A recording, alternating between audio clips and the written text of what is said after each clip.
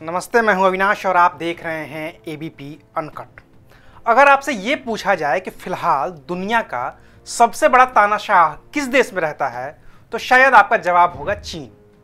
वो इसलिए कि अभी दुनिया भर में चीन की ही चर्चा है, कभी कोरोना फैलाने की वजह से तो कभी अपने पड़ोसी देशों की जमीन हड़पने की वजह से। और इस वक्त चीन के मुखिया हैं शी जिनपिंग।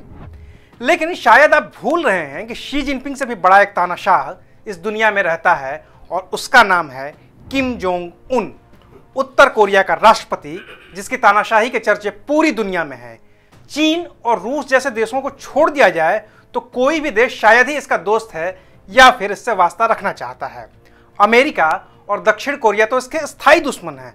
हालांकि भारत, पाकिस्तान, ईरान, सिंगापुर और जर्मनी जैसे देशों से उत्तर कोरिया के व्यापारिक रिश्ते हैं। लेकिन फिलहाल भारत ने इस देश की ओर दोस्ती का हाथ बढ़ाया है। भारत की ओर से उत्तर कोरिया को $10 लाख की मेडिकल सहायता भेजी गई है। आखिर क्या है इसकी वजह? क्या प्रधानमंत्री नरेंद्र मोदी के दोस्तों की लिस्ट में किम जोंग उन का भी नाम शामिल होने जा रहा है या फिर वजह कोई और है? इसी पर मिलेगा आपको आज का बिन मांगा ज्ञान।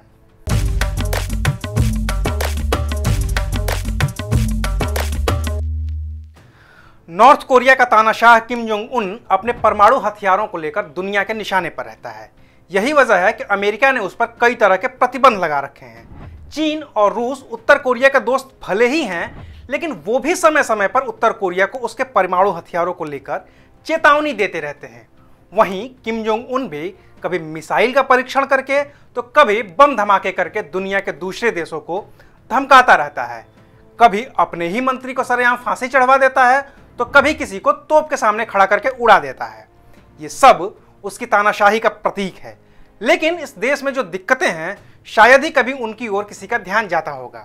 लेकिन अब इस बार ध्यान दिया है विश्व स्वास्थ्य संगठन यानी कि WHO ने। अगर WHO के आंकड़ों पर नजर डालें तो कोरोना से भी खतरनाक कोई बीमारी जो दिखती है तो वो है टीबी यानी कि ट्यूबरक्यूलोसिस। WHO के मुताबिक साल 2018 में टीबी से पूरी दुनिया में करीब 15 लाख लोगों की मौत हुई थी। वहीं पिछले 6 महीने में कोरोना से मरने वालों का आंकड़ा फिलहाल 6.5 लाख तक पहुंचा है। नॉर्थ कोरिया का दावा है कि उसके यहां एक भी कोरोना के मरीज नहीं है, जबकि टीबी के मरीजों का आंकड़ा करीब 1.5 लाख है। WHO कोरोना के खिलाफ वो जंग लड़ ही रहा है, टीबी के खिलाफ उसकी जंग पहले से ही चल रही है। और यही वजह है कि WHO ने भारत से मदद मांगी ताकि नॉर्थ कोरिया में टीबी के मरीजों का इलाज किया जा सके। अब नॉर्थ कोरिया भले ही तानाशाह हो, वो भले ही चीन का दोस्त हो, लेकिन भारत ने मानवीय आधार पर हमेशा सहायता की है। इसीलिए चीन से इतने खराब रिश्तों के बाद भी भारत ने उत्तर कोरिया की मदद करने का फैसला किया। भारत के विदेश मंत्रालय के मुताबिक भारत की ओर से कोरिया को $10 लाख की कीमत की दवाएं भेजी गई हैं।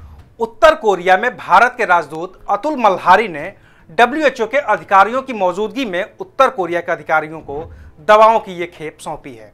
उत्तर कोरिया की राजधानी प्योंगयांग में मौजूद भारतीय दूतावास ने दवाओं की खेप सौंपे जाने की तस्वीरें भी साझा की हैं। इसमें भारतीय राजदूत उत्तर कोरिया के अधिकारियों को गुलदस्ते के साथ मेडिकल सहायता की खेप भेंट करते हुए दिख रहे हैं। आप भी ये तस्वीरें देख सकते हैं। अब भारत ने तो अपना काम कर दिया है, मानवता दिखा दी है।